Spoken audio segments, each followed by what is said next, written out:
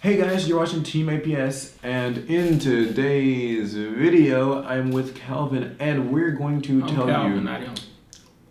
well, obviously, 3 ways to break unbreakable boards in YuGiOh. Let's get started. Break them.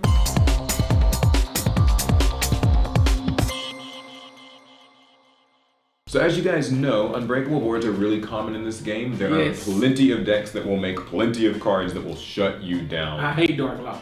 Dark Law, Trap Trick for Felicia, Toadally Awesome, Crystal Wing, Cyber Dragon Infinity, that Siegfried DDD card that negates stuff. There are plenty of boards in this game that are just strong and hard to break. And even though we're kind of moving away from the boss monsters that can't be targeted or that float, it's still really annoying to deal with, you know, just a lot of boss monsters in the field at one time. Yes. So we've got 3 tips, three sets of cards. 3 tips. And maybe some bonus tips too toward the end that you can use to deal with these. Yes. Start us off. What's one reliable way? Go the old-fashioned way. Mass removal.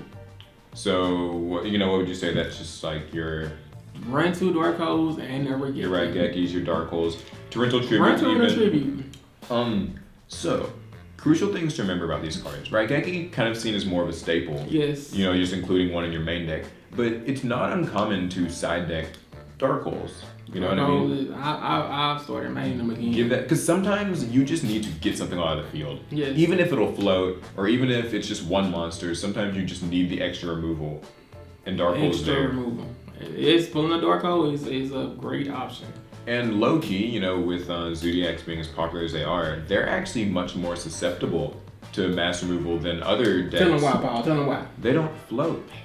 Unlike pretty much everything released in the last 3 years, like Burning Abyss and Shaddolls and, you know, all these things, and Pendulum decks, Cosmos, Zodiacs don't actually float. So when you Raigeki them or Dark Hole them, or hit them with a good Torrential, that's it. They're gone. What they gonna do?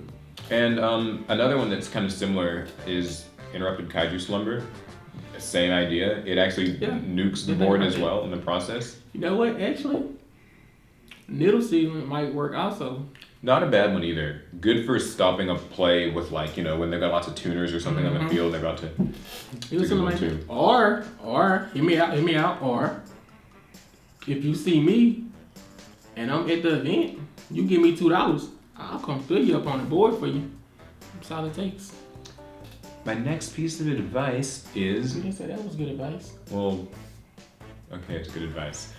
The next one is flip them all face down. Yes. So, you know, this is kind of more coming from that period of time where a lot of stuff couldn't be targeted. Dante the Pilgrim and like the Cosmo Dark Destroyer days. Just back when like boss monsters, you know, oh, you can't target, so you couldn't use the Book of Moon, but you can use cards like Swords of Concealing Light, Book of Eclipse, yes. Quaking Mirror Force or Sandstorm Mirror Force. Yes. All of those cards just... And I like Quaking Mirror Force. They just slap the monster face down. And believe it or not, that's actually pretty good. Because with all those cards, they kind of have different effects, each of them. Yes. But putting your opponent's monsters face down is great. They don't have effects. They're usually easier to destroy when they're in defense. And with cards like Quaking Mirror Force, where the opponent actually can't flip them back face up. And that's a very key thing. That sometimes stops their plays entirely. Yes. And, you know, that's a really big deal too against something like Burning Abyss. It's not as relevant now, but, you know, when the Burning Abyss monsters are face down, if any new Burning Abyss monster gets summoned, it's automatically destroyed because, you know, a set monster isn't considered a Burning Abyss monster. But this can help you against loads of things. I mean, it buys you time, like swords. And usually, and from the way the game is today, buying one extra turn is a lot. All the difference. It really makes all the difference. It really puts you ahead. I actually, you know, when I think about it, Sandstorm Mirror Force is seeing more play than all of the other kinds of Mirror Forces, even like Drowning and stuff like that. Just because, you know, non-targeting way to just buy yourself a few turns. If you don't attack those monsters, they can't really do much of anything with them. They're gonna tribute summon. Because no one really tribute summons much these days. So those monsters are just out of commission, and you can actually do something. I actually like it and Swords of Concealing Light a little bit more than Book of Eclipse. Just in case of the draw factor. Yeah, because I don't like them getting to draw if I can't. Yeah, plus because sometimes those 1-2 cards can put them ahead also. You can't give your opponent that opportunity. Not easily, at least. Or, hear me out, or if I'm at an event and you see me, you give me $1.50, I'll put all the cards face down for you. Also good advice. Sure, yeah. Good advice. And the third piece of advice is tribute them off with our favorite anti-heroes of the game right now. Kaijus. Kaijus. Yeah, those. Why would it be Fluffles? Wouldn't it be like Dark Lords, anti-heroes or something? No? They're like evil stuff in them still. Dark Lords are fallen angels.